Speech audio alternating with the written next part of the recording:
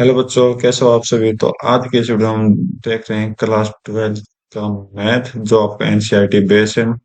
Chapter 11 3D geometry, जो कि आज हम पूरी कर देंगे। मिसलिनियस सॉल्यूशन हम इसके करेंगे एक्सरसाइज। तो अब तक जो आपने पढ़ा वो अच्छे से समझ आया होगा, हर एक क्वेश्चन आपने किए होंगे अच्छे से ट्राई। तो ये सब मतलब नई एनसीईआरटी बेस पर सिर्फ 5 क्वेश्चन है। पहले पुराने एनसीईआरटी में 20-21 क्वेश्चन थे। तो सभी को रिजेक्ट करके सिर्फ 5 क्वेश्चन आपके लिए निकाले हैं एनसीईआरटी ने। बहुत आसान क्वेश्चन है, ठीक है। सारे टफ लेवल के क्वेश्चन है एनसीईआरटी एनसीईआरटी की बुक ने मिसलिनियस में से खत्म कर दिया, ठीक है। तो स्टार्ट करते हैं। जो आपने पढ़ा होगा वो ही आपके काम आएगा यहाँ पर। देखो, सिंपल सी चीज बोला कि find the angle between. Angle निकालना, हमने एंगल निकालोगे तो क्या होगा। डायरेक्शन रेशियो आपके पास गिवन है, ये और ये, ठीक है।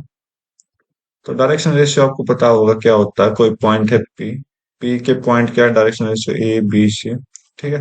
और दूसरा पॉइंट है क्यू, और इसका डायरेक्शन रेशियो क्या है आपके, कहाँ गए, B minus C, B minus C, okay, C minus A and A minus B, right. अब इसका एंगल फाइंड आउट करना है। तो आपने पता है कोस थीटा कितना होता है, पी डॉट क्यू होता है, ये होता है। और पी डॉट क्यू को हम कैसे लिख सकते हैं, मॉडुलस ऑफ, ये लाइन है ना, तो लाइन के अकॉर्डिंग लिखेंगे। वेक्टर क्यों लिख रहा है भाई, लाइन के अकॉर्डिंग लिखते हैं। और अपन में पी मैग्नीट्यूड और क्यू मैग्नीट्यूड का मल्टीपल।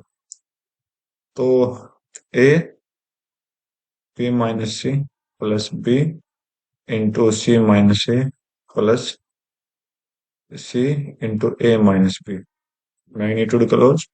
और नीचे हम जो लिख देंगे वो क्या लिख देंगे, A square plus B square plus C square. और दूसरे स्क्वायर रूट में क्या लिख देंगे, क्यू के आपके सारे के सारे कंपोनेंट का स्क्वायर कर देंगे, प्लस में सी माइनस ए का स्क्वायर प्लस में ए माइनस बी का स्क्वायर। आगे सोल्व करो, ऊपर वाले सोल्व करो तो ए ऊपर A B plus A, sorry A B minus A C हो जाएगा, A B minus A C हो जाएगा, plus B C minus B A हो जाएगा, plus C A minus C B हो जाएगा, ठीक है। Magnitude close. और नीचे क्या रखते हैं, square root of A square plus B square plus C square, और square root of B minus C square plus C minus A square plus A minus B square, ठीक है। इतना समझ आया। अब ऊपर देखो, ए बी पॉजिटिव है, ए बी नेगेटिव है, ए सी नेगेटिव है, ए सी पॉजिटिव है, B C negative B C positive. तो ये ऊपर तो क्या आ गया, जीरो। और जीरो के नीचे जो भी आए वो जीरो होता है। तो जीरो किसकी वैल्यू हो जाएगी, cos, cos theta is equal to zero के बराबर है, राइट। कोस थीटा अगर जीरो के बराबर है, theta is equal to cos inverse zero. और थीटा की वैल्यू कितनी हो जाएगी, 90 डिग्री, ओके। 90 डिग्री पर ये क्या आ जाएगा, एंगल आ जाएगा आपका, राइट। नेक्स्ट देख लेते हैं। बोला कि equation of line parallel to X axis आपने लिखनी है। चलो देखते हैं भाई। Passing through the origin, origin से पास कर रही है एक लाइन। तो ये आपका पी है, जिसे हम जीरो जीरो जीरो ओरिजिन मान लिया। तो ये आपका ओरिजिन है। और दूसरा पॉइंट मेरा क्यू है, क्यू जो है वो एक्स एक्सिस पर है। तो एक्स एक्सिस पर क्या होगा, वाई और जेड जो होगा वो जीरो हो जाएगा, वाई जेड जो होगा वो जीरो हो जाएगा, ठीक है। और कोई पॉइंट एक्स एक्सिस पर ए है तो उस पर उसके अकॉर्डिंग हमने पॉइंट्स आउट कर दिए। तो इसने बोला कि इक्वेशन ऑफ लाइन हमें चाहिए। तो इक्वेशन, लाइन की इक्वेशन निकालने के लिए आपको पता होगा हम क्या यूज करते हैं। तो R vector is equal to A vector plus में लेमडा बी वेक्टर।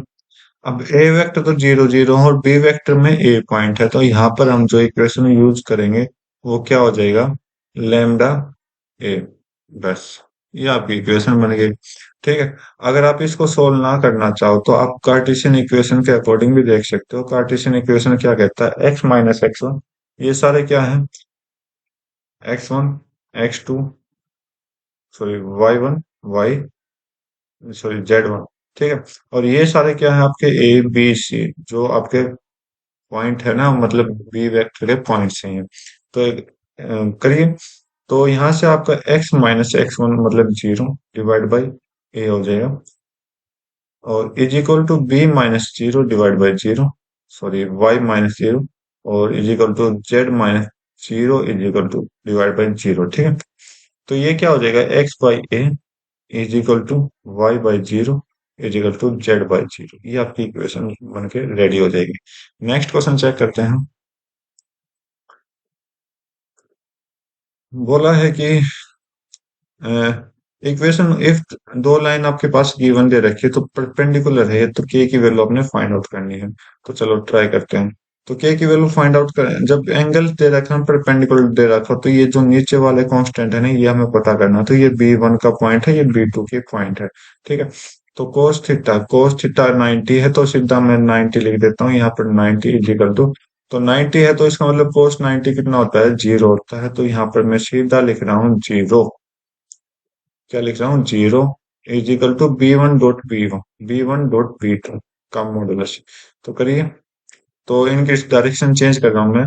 तो जीरो को यहां से हटा के दूसरी साइड लिखूंगा, जीरो को यहां से हटा के दूसरी साइड कर दिया तो B one into B two dot product है -3 और 3 के, तो कितना हो जाएगा, -9 के, ठीक है। मॉडुलस विद 2 के इंटू वन प्लस में 2 के minus sorry 2 into -5 -10 is equal to zero. Modulus लगाओ या मत लगाओ कोई दिक्कत नहीं, तो मैं मॉडुलस हटा देता हूँ यहाँ पर।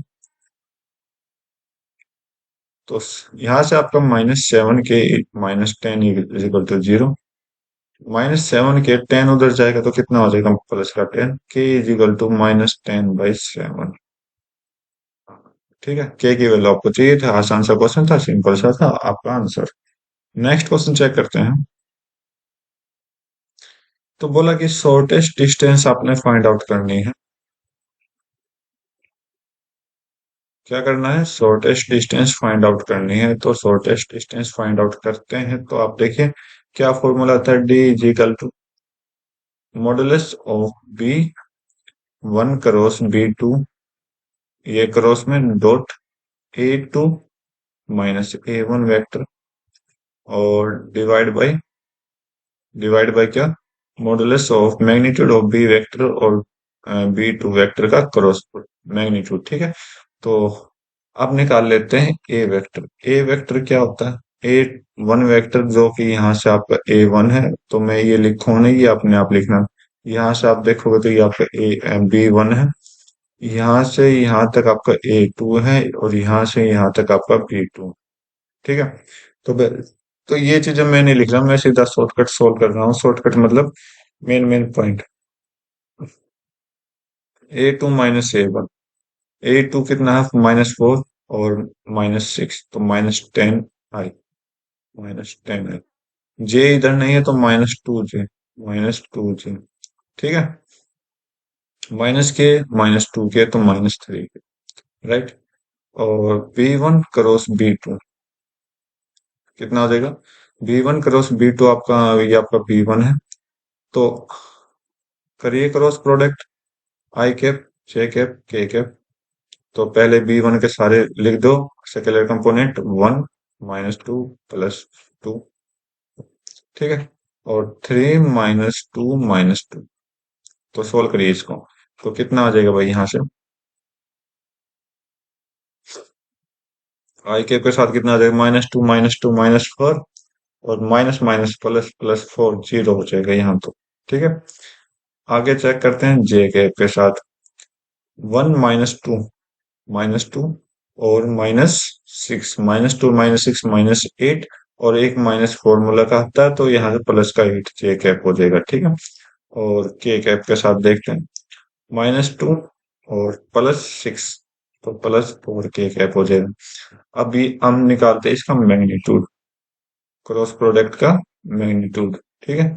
जो क्या कहता है, स्केलर कंपोनेंट का हम क्या करेंगे, स्क्वायर करके स्क्वायर रूट कर देंगे, तो 8 का स्क्वायर प्लस 4 स्क्वायर, तो कितना हो जाएगा यहाँ से 64 और 16 80 हो जाएगा, 80 स्क्वायर रूट आ जाएगा, ठीक है।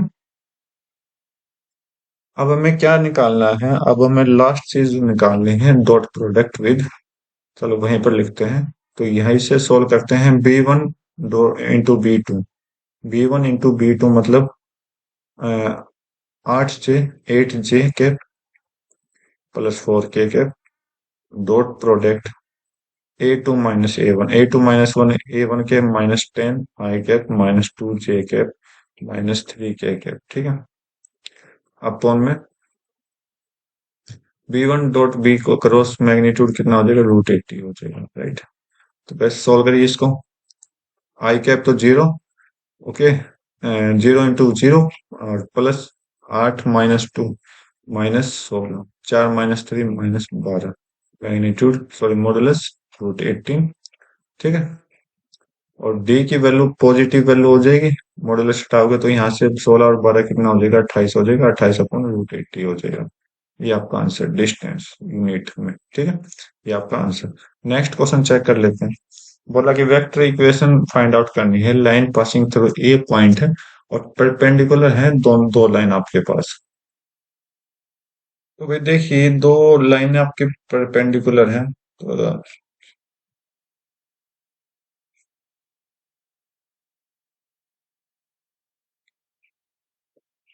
ये दो लाइनें आपके पास क्या है, परपेंडिकुलर हैं। ये दो लाइनें परपेंडिकुलर हैं। नीचे वाले क्या है, B1 के कंपोनेंट, ये B2 के कंपोनेंट। तो हम क्या करेंगे, परपेंडिकुलर है तो 0, ठीक है, सेम। तो B1 dot B2 is equal to 0। अब वेक्टर नहीं है तो मैग्नीट्यूड लगा दो, तो इसको हटाओ, मॉडुलस हटाओ, ठीक है, राइट। तो अब आप आगे चेक करिए, इसको आगे चेक करोगे तो आपके पास क्या आ जाएगा कि 3 × 3 आपका 9 हो जाएगा, -16 × 8 पर माइनस कितना हो जाएगा ये, 128, ओके। और 7 × -5 -35 इजिकल टू 0। चेक करिए। सॉरी भाई, यहाँ पर क्या होगा, परपेंडिकुलर तो है लेकिन एक नॉर्मल भी, नॉर्मल बना रहा है, ठीक है। तो नॉर्मल की ये फॉर्मेशन नहीं होगी। तो नॉर्मल की फॉर्मेशन हम कैसे बनाएंगे, जब नॉर्मल में हो तो बी जो वेक्टर आएगा, बी वेक्टर कैसे आएगा, cross product of that one, B1 cross product of B2, ठीक है। ये आ जाएगा। तो यहाँ से क्रॉस प्रोडक्ट करिए, आई cap J cap K cap, क्योंकि साइन का यूज होगा नॉर्मली। देखो, अगर वेक्टर में भी समझाया था, लाइंस में भी समझाया था, अगर नॉर्मल आ जाता है तो साइन थीटा का यूज होता है, ठीक है। तो साइन थीटा का किस तरह यूज करेंगे देख लो। 3 - 16 7, 3 8 -5। आई कैप के साथ क्या लगा, -16 × -5 +18, ओके। और +80 और -56, 18 में 80 में से 56 गए, कितना बचा, 24, ठीक है। 24 आई कैप, राइट। और यहाँ से आपका जे कैप के साथ क्या आएगा, -15 और -21, माइनस प्लस -36, माइनस माइनस +36 हो जाएगा, क्योंकि एक माइनस फार्मूले का है। के कैप के साथ देख लो, 24 और ये आपका 48, 24 -48 करोगे तो -24, ओके। तो ये आपका बी वेक्टर आ गया जो परपेंडिकुलर है, ठीक है, राइट। और परपेंडिकुलर है तो इक्वेशन देखो क्या आएगी। इक्वेशन जो होगी वो R = A + में λ_b, ठीक है। ये आपके ए वेक्टर के कंपोनेंट है। तो ए वेक्टर का कंपोनेंट, तो ए वेक्टर क्या आ जाएगा, आई कैप +2 जे कैप -4 जे कैप, ठीक है। तो बस आपकी इक्वेशन आ गई, सिंपल सा क्वेश्चन था। 2 जे कैप -4 के कैप प्लस में लैम्डा, बी कितना है, 24 आई कैप +36 जे कैप -24 के कैप, ठीक है। ये आपका आंसर है, ओके। तो भाई उम्मीद करता हूँ आपको ये एक्सरसाइज अच्छे से समझ आई होगी। आपका ये चैप्टर कंप्लीट हो चुका है। उम्मीद करता हूँ आपको ये चैप्टर भी अच्छे से समझ आया होगा। तो आज की वीडियो में बस इतना रखते हैं, मिलते हैं अपने नई वीडियो में नए चैप्टर के साथ। तब तक के लिए thank you, have a nice day, जय हिंद।